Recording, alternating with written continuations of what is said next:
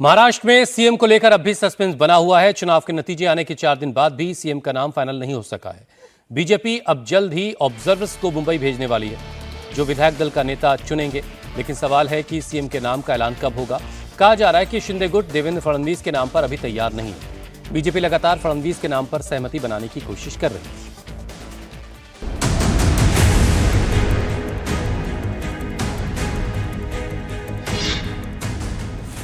महाराष्ट्र में सीएम पर फैसला कब होगा?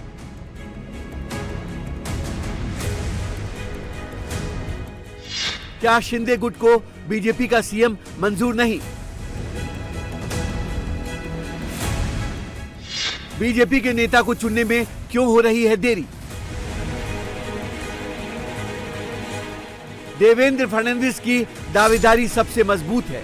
शिवसेना शिंदे गुट एकनाथ शिंदे को अपना नेता चुन चुका है। एनसीपी गुट ने भी अजीत पवार को अपना नेता चुन लिया है। सिर्फ बीजेपी की ओर से नेता के ऐलान में देर हो रही है। सवाल है कि बीजेपी की ओर से अब तक विधायकों की बैठक क्यों नहीं हो पाई है। सूत्रों के मुताबिक बीजेपी जल्द ही पर्यवेक्षकों को मुंबई भेजने वाली है, जो विधायकों के साथ बैठक कर विधायक दल के नेता के नाम फाइनल करेंगे। अगले 2 दिन में ऑब्जर्वर का नाम भी फाइनल हो जाएगा। कहा जा रहा है कि किसी सीनियर केंद्रीय मंत्री और नेता को ऑब्जर्वर बनाया जाएगा। महायुति सरकार जब बनती है या महायुति सरकार जब बनती है, तीनों पार्टियां अपने आगे मंत्री कौन होंगे, सामाजिक भौगोलिक परिस्थितियां क्या है, सभी लोगों को गठबंधन की सरकार बनाने के लिए समय लगता है। उद्धव ठाकरे को भी 1 महीना लगा था। उद्धव ठाकरे की सरकार बनाती 1 महीना लगा था। आखिरी जब तीनों पार्टियां बैठकर बात करती है कि मिनिस्टर बनते हैं, गार्डियन मिनिस्टर बनते हैं, पोर्टफोलियो का रहता है, सारी चीजों देखकर थोड़ा समय तो लगता ही है।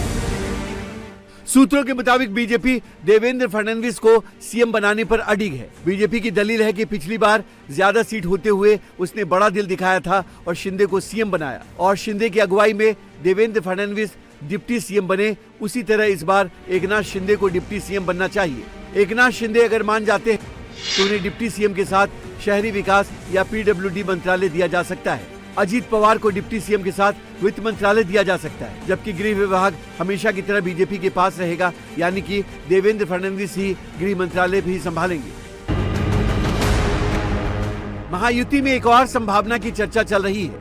अगर एकनाथ शिंदे देवेंद्र फडणवीस के नेतृत्व में डिप्टी सीएम नहीं बनने को तैयार हुए तो वो अपनी पार्टी के किसी दूसरे नेता को डिप्टी सीएम पद दे सकते हैं। उदय सामंत, शंभूराज देसाई या दीपक केसरकर को डिप्टी सीएम बनाया जा सकता है, और खुद शिंदे राज्यसभा के जरिए केंद्र की राजनीति में एंट्री लेकर मंत्री बन सकते हैं। हालांकि शिवसेना शिंदे गुट एकनाथ शिंदे की नाराजगी से साफ तौर पर इनकार कर रहा है। उनका कहना है कि तीनों दल मिलकर सीएम फाइनल करेंगे।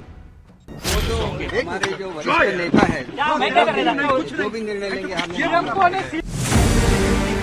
इस बीच महाराष्ट्र के रिजल्ट को लेकर कांग्रेस का बीजेपी पर हमला जारी है। वो लगातार ईवीएम पर सवाल उठा रही है। कांग्रेस अब ईवीएम के खिलाफ देशव्यापी अभियान छेड़ने की तैयारी कर चुकी है। कांग्रेस ने अपने सहयोगी दलों से भी ईवीएम का विरोध करने का आह्वान किया है। बीजेपी ने इसका जवाब दिया। तो ईवीएम कुछ नहीं, हमको होना बैलेट पेपर पे वोट बस। मैं ये अपने पार्टी के तरफ से एक मुहिम शुरू करना चाहिए। सभी लोगों को कहना चाहिए, सभी पार्टियों को भी हम कहेंगे, और राहुल गांधी जी के नेतृत्व में जैसा भारत जोड़ो यात्रा निकाले वैसा ही ये बैलेट पेपर हमको चाहिए। जब वो जीतते हैं, अभी हाल ही में 6 महीने पहले चुनाव हुआ महाराष्ट्र में, वही मशीन थी, वही सारा था। जब 33 सीटें आपने जीत ली सांसदों की, तब आपको ईवीएम खराब दिखी नहीं। अब आपके वोट कम हो गए, क्योंकि लोकसभा में झूठ लोगों को बताया था। मोदी जी संविधान बदलेंगे, आदिवासी का आरक्षण निकालेंगे, हम महिला बहनों को 8,500 महीने का देंगे, ये जो बात कही थी, इसलिए कुछ वोट हमारे कम हो गए थे। झूठे के कारण इन लोगों को सफलता मिली थी,